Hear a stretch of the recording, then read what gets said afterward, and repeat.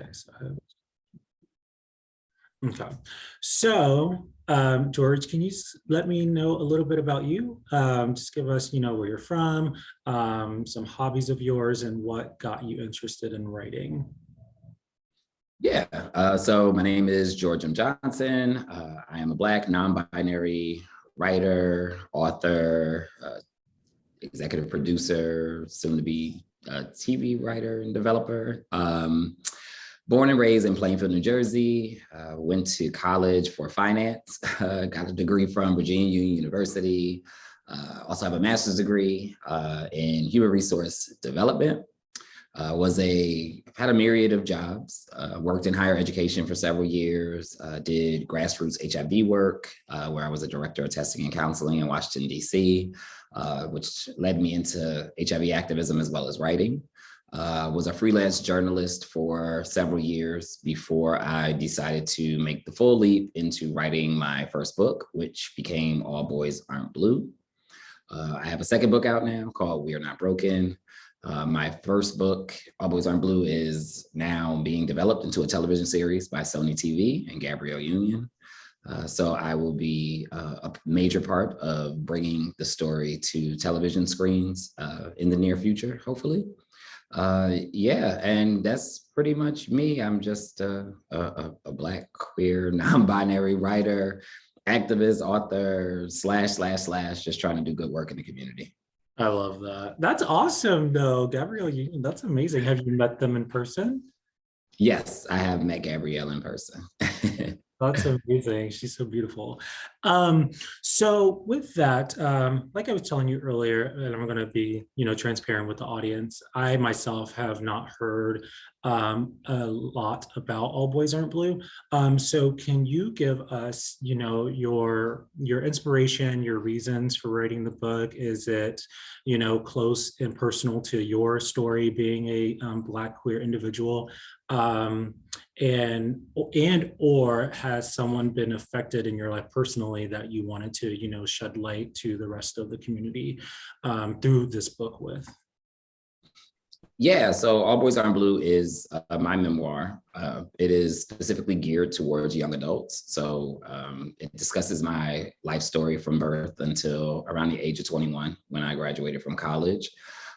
It really just talks about what it was like to be a queer kid who didn't necessarily have the language or the resources to understand what I was dealing with internally, as far as my identity, as far as my sexuality, and just a myriad of things that were going on in my head as I was trying to go from, young adulthood into adulthood, while navigating spaces that weren't built for me, where I didn't often see people who looked like me or hear a lot about people who felt like me.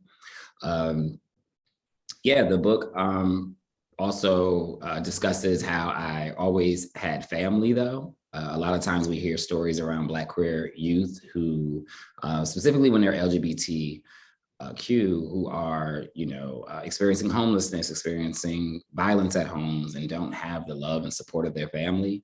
My story is a lot different because I always had the love and support of my family, regardless of what I was going through, even if my family didn't have the knowledge to even fully understand what it was I was dealing with. I always had a place to call home. And so this story kind of talks about that journey, my triumphs, my trials, my tribulations, my trauma. And in many ways, it's cathartic because I go through this process of really, really bearing my soul out so that future Black queer youth specifically don't have to go through many of the mistakes that I went through and many of the life experiences that I had to go through because I didn't have a resource like mine or a story like mine that I could read, where I could feel seen and I could feel heard in the pages of a book.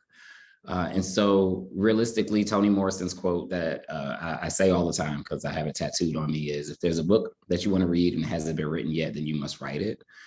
And so I was really writing the book that I wish I could have read when I was a young adult, to know that there was people like me in the world who had many of the same experiences that I was going through.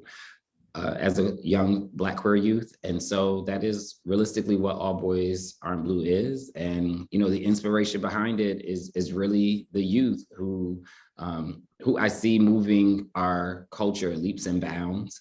And so I just want them to know that there are people like myself in this world. There are many of us who have been through many of the things they have been through, and you know that there can be light at the other end of the tunnel, and that there are people like myself who are fighting for them every day. That's amazing. I'm really glad to hear that, you know, your family, although they may not have been able to understand, you know, everything you were going through, they were still there for you at the end of the day. And that is very important, at least with some of the individuals we see who utilize us as resources. A lot of them have to find, you know, their chosen families when coming out because their family, you know, disowned them or didn't want to be a part of the journey they set out for themselves. So I'm really glad to hear that you personally, you've always had, you know, your biological family, you know, in your back corner throughout your whole experience. But what are some themes that are, you know, in the book that you would want readers to, you know, pay close attention to as they're reading your story? Yeah, the overarching theme is the intersection of Blackness and queerness. You know, realistically, it is still a very, it's a Black story and it's Black storytelling. But it also is talking about how the nuances of our identity can affect us in many different ways. How, because I was Black and also because I was effeminate and because I was queer, it brought a multi-layered oppression to me, because I wasn't always just, you know, having to deal with white society. I was also dealing with problems within my own community, specifically because of my queerness and my effeminacy and the expectation of how boys are supposed to perform in, you know, in the world and in society. So that's the overarching theme, is how Blackness, you know, can't be separated necessarily from queerness, and queerness can't be separated from Blackness. The two things don't exist in silos, that they overlap and exist simultaneously, and create a world that many of us have to navigate at all times. Other themes of the book include anti-Blackness, racism, kind of flipping or reframing many of the stories we learned as youth about American history and telling the actual truth about those stories in totality. You know, the book does also get into sexuality and gender and sexual experiences, sexual trauma, and how those things play a role throughout our life, specifically trauma, and how trauma as a child plays out into your adulthood when you don't have the resources to properly process it. And so, yeah, the book overall, you know, it covers many, many different themes, but, you know, primarily that the Blackness and queerness is what's going to be the overarching thing. And then it kind of gets into the nuances of the anti-Blackness, the racism, trauma, sexual identity, sexuality, gender, and many of those topics. To like kind of get off topic here for a little bit, because when I heard you say anti-Black, I know you've dealt with that personally. Can you shed some light on like an experience you had? I mean, yeah. I mean, when we think about, you know, racism versus like what is anti-Blackness, like racism is in many ways it's easy, right? It's like, I see your skin color and I don't like your skin color, so I treat you a certain way.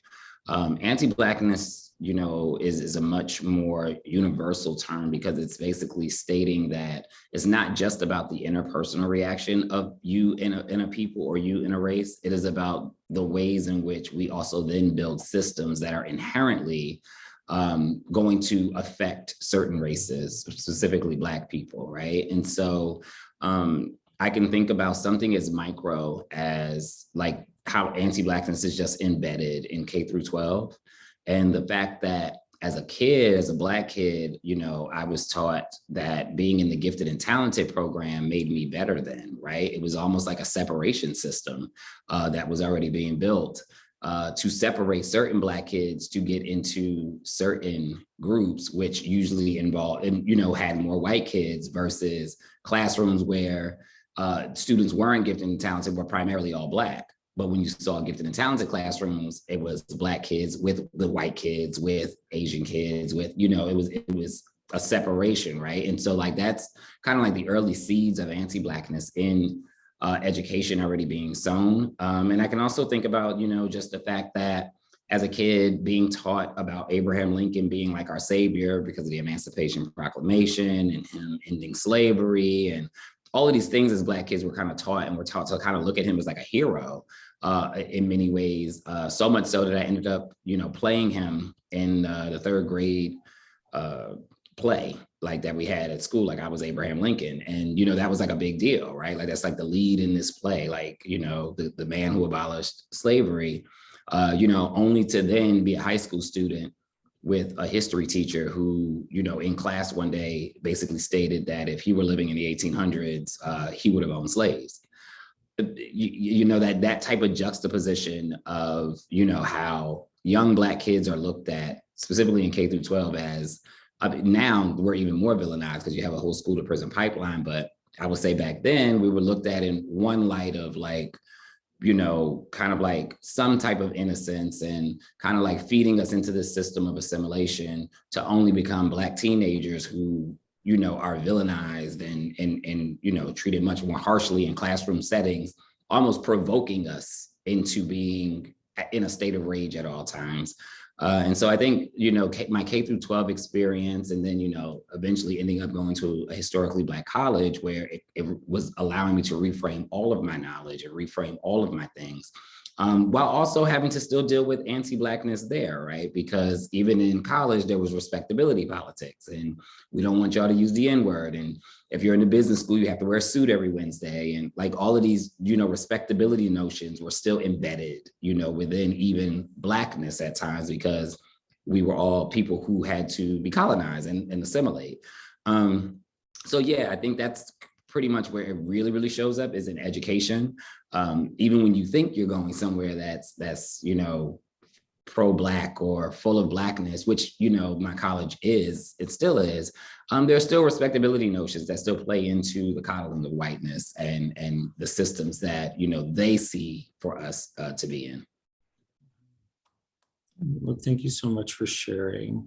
To hop back on track, sorry, I had to ask that question. It popped in my mind, but to hop back on track, I've been following you on social media for a few weeks now, and I know that in one particular state, I can't remember the exact state, but in that state, a school was trying to ban your book for being read by some of the students in the library, or was it like a public or school library? Can you clear that up for me? Yeah, high school libraries, primarily the high school libraries. So the book, it was returned to the shelves in 2 states, but the book was basically so far has been banned at high school libraries in 11 states, 11 or 12 states, but it's been returned in 2 states because we're the First Amendment and students' rights under the First Amendment are being protected by the legal system so far. So far, so good with that. But yeah, the book is going through a nationwide ban. And at this point, it probably is the most banned book of 2021. We won't know till the end of the year when the American Library Association releases the statistics, but at least based on the optics, yes, this book is probably going to be the most, if not the most banned, it'll be in the top 5 of the most banned books this year. That's insane. Of those banned states, are any of them Democratic? Sorry to get political, but I want to know.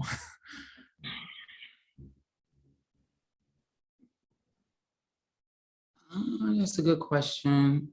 I mean, I guess it depends if you look, because it depends on what level you're looking at, because local government could easily be Republican versus the state being a Democratic state. So you could look at a state like Pennsylvania where it was blue for the general election, but the county where it's being pulled from is primarily Republican. Because I also believe that I feel like Pennsylvania's lieutenant governor may be a Republican. And so,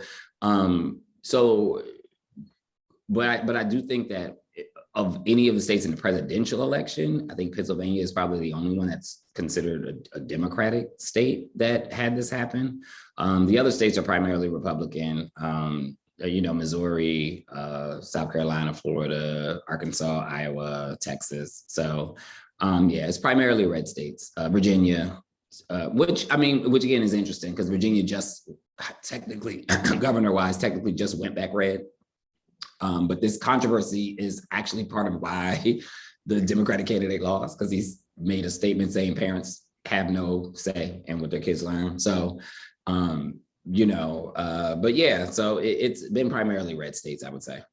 Okay. Sorry, a little nerd popped out of me for a little bit. But I want to wrap it up. I know you're really busy. I want to wrap it up and just like kind of give you a space, some time to, just share with the readers, some things to look forward to. You've already given your inspiration for writing the book, but what are some like outcomes or some of just like, what am I trying to say? As readers are reading each chapter and, nearing the end of the book, what are some things you're hoping that they get out of the book? Yeah, I mean, and it all depends on who the reader is, of course. I think for those who don't identify as Black and queer, I think this book is what I like to say is inviting them into a world that has always existed, even if they weren't aware of it. And I think it's important that we read texts of other lived experiences because we all end up in the same rooms and we all end up in the same spaces together. And sometimes we even end up in relationships with each other, whether it's friendship, whether it's platonic, whether it's romantic. And so books like mine, it sheds light on storytelling and experiences that have always existed that my ancestors have had, even if people have never heard about them or fully read about them. I think, there are different demographics of people who are going to read this book, but for the teacher, the librarian, the parent, the guardian, and the families of people who are Black and queer or of LGBTQ people, this gives them insight into what we feel, how we have to navigate the world, and the role that they play in ensuring the safety of us in society and in systems that weren't built for us. I think for the Black queer reader or the LGBTQ reader, I think it gives them a chance to feel seen. It gives them a chance to feel heard. It gives them a chance to know that all the things they were feeling were actually very, very valid. That there was someone else in the world who was going through those very same things that they were going through and had a very shared, similar experience to theirs. Even if not exactly the same, it still runs along the same lines as theirs. And I think ultimately at the end, the book is healing. It's a source of healing. Even if I'm pulling you through my trauma, I'm giving you the tools to be able to deal with your own. Even if it is opening a wound, it is also giving you the medicine to heal that wound. And so ultimately the book is a cathartic text.